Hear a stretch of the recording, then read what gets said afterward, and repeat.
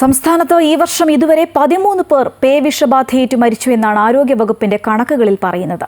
തെരുവുനായ നിയന്ത്രണ പരിപാടികൾ പഞ്ചായത്തുകൾ തോറും നടപ്പിലാക്കുമ്പോഴാണ് ഇത്തരമൊരു അവസ്ഥ നമ്മൾ നേരിടുന്നത്.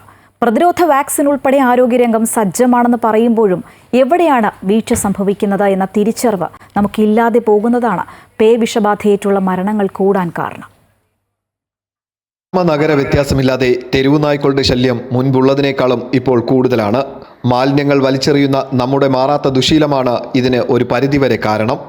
മാംസാവശിഷ്ടങ്ങൾ ഉൾപ്പെടെയുള്ള മാലിന്യങ്ങൾ യഥേഷ്ടം ലഭിക്കുമ്പോൾ തെരുവുനായ്ക്കൾ കൂട്ടമായി ആ പ്രദേശങ്ങളിൽ തമ്പടിക്കുന്നു.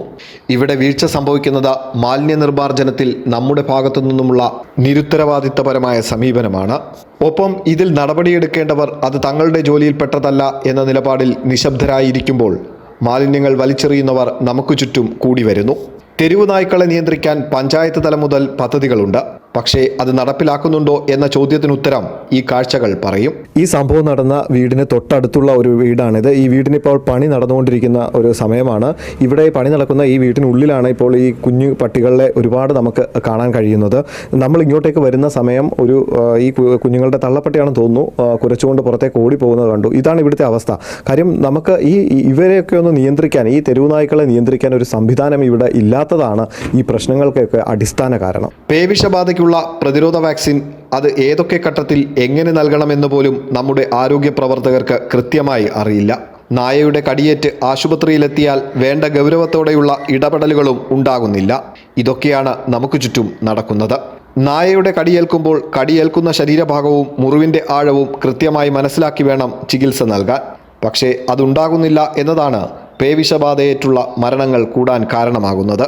തെരുവുനായ ശല്യത്തിനെതിരെ ജനങ്ങൾ പരാതികൾ പറയുന്നുണ്ട്.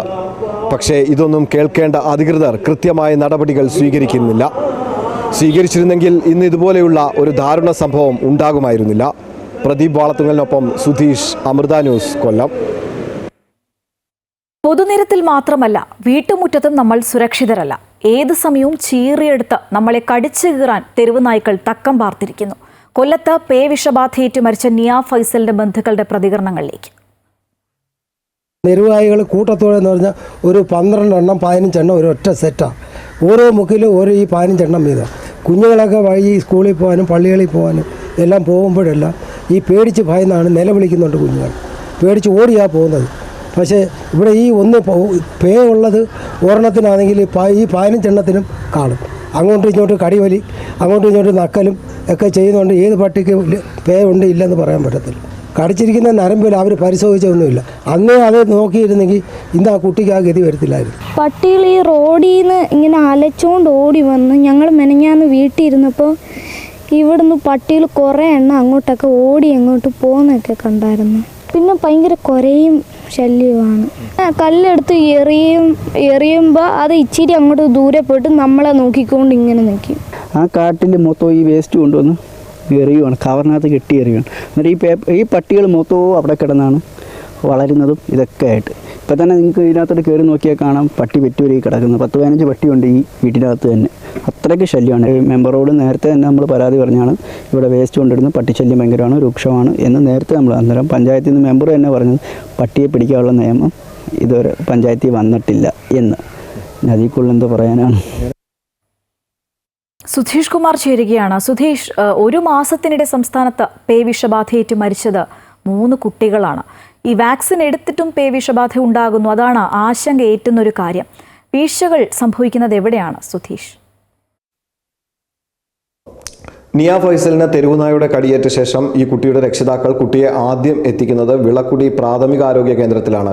അവിടെ കൃത്യമായ ഒരു കാര്യങ്ങൾ ഈ കൊച്ചിന് അല്ലെങ്കിൽ ഈ കുട്ടിക്ക് എത്രത്തോളം ആഴത്തിൽ കുട്ടിക്ക് തെരുവുനായുടെ കടിയേറ്റു അല്ലെങ്കിൽ മുറിവ് എവിടെയാണ് ഉണ്ടായിരിക്കുന്നത്, ഇത്തരം കാര്യങ്ങളിൽ ഒരു കൃത്യമായ ഒരു ശ്രദ്ധ ചെലുത്താൻ ഈ പ്രാഥമികാരോഗ്യ കേന്ദ്രത്തിലെ ആരോഗ്യ പ്രവർത്തകർക്ക് കഴിഞ്ഞിരുന്നില്ല. ഇവിടെയാണ് ഈ വീഴ്ചയുടെ തുടക്കം. ഇവിടെ നിന്ന് തുടങ്ങുന്നു ഈ വീഴ്ച. അല്ലെങ്കിൽ അവിടെ കൃത്യമായ ആ മുറിവിൻ്റെ സ്വഭാവം, മുറിവ് എവിടെയാണ്, അഥവാ പേവിഷബാധ ഉണ്ടെങ്കിൽ ഈ മുറിവിലൂടെ എത്രത്തോളം കുട്ടിയുടെ തലച്ചോറിലേക്ക് ഈ അണുബാധ ഏൽക്കും എന്നുള്ള കാര്യങ്ങൾ കൃത്യമായി അവിടെ മനസ്സിലാക്കിയിരുന്നെങ്കിൽ കുട്ടിക്ക് ആവശ്യമായ വിദഗ്ധ ചികിത്സ അപ്പോൾ തന്നെ നിർദ്ദേശിക്കാമായിരുന്നു. പക്ഷേ അവിടെ ഒരു വീഴ്ച ഉണ്ടാകുന്നു. ആരോഗ്യ കേന്ദ്രത്തിലെ ആരോഗ്യ പ്രവർത്തകർക്ക് ഈ വാക്സിൻ നൽകുന്നതിനെ കുറിച്ചോ അല്ലെങ്കിൽ പേവിഷബാധയ്ക്കുള്ള ചികിത്സാ രീതികളെക്കുറിച്ചോ കൃത്യമായ ഒരു ധാരണയില്ല എന്ന് വേണം നമ്മൾ കരുതാൻ. അവിടെ നിന്നാണ് കുട്ടിയെ വീണ്ടും വീട്ടിലേക്ക് അയക്കുന്നത്. തൊട്ടടുത്ത ദിവസവും കുട്ടിക്ക് കുഴപ്പമൊന്നുമില്ല. 3-4 ദിവസങ്ങൾ കഴിഞ്ഞ് വീണ്ടും കുട്ടി ഹോസ്പിറ്റലിലേക്ക് ചെല്ലുന്നു. വാക്സിൻ്റെ സമയമാണ്. വാക്സിൻ 2 എണ്ണം എടുക്കുന്നു. എന്നിട്ടും ഇവർ കുട്ടിയുടെ മുറിവിനെ കുറിച്ച് മാത്രമാണ് ചിന്തിക്കുന്നത്. ഇത്രത്തോളം ഈ മുറിവിൽ നിന്നും ഈ പേവിഷബാധയുടെ അണുക്കൾ തലച്ചോറിലേക്ക് എത്തിയിട്ടുണ്ടോ എന്നൊരു കാര്യങ്ങളെക്കുറിച്ചൊന്നും അവർക്ക് അല്ലെങ്കിൽ അവിടെയുള്ള സംവിധാനങ്ങളിലൂടെ അവർക്കത് മനസ്സിലാക്കാൻ സാധിക്കുന്നില്ല.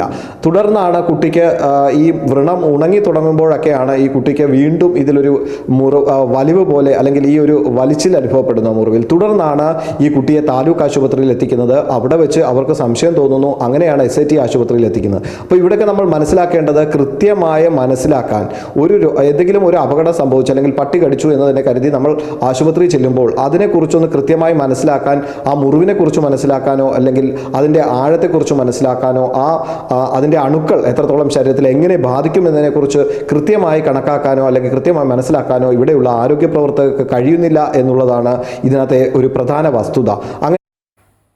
ശരി സുധീഷ്, പേവിഷബാധയേറ്റ് മരണങ്ങൾ കൂടുന്നത് ആശങ്ക വർദ്ധിപ്പിച്ചുകൊണ്ടേയിരിക്കുകയാണ്. വിവരങ്ങളുമായി ഒപ്പം ചേരുകയായിരുന്നു സുധീഷ് കുമാർ.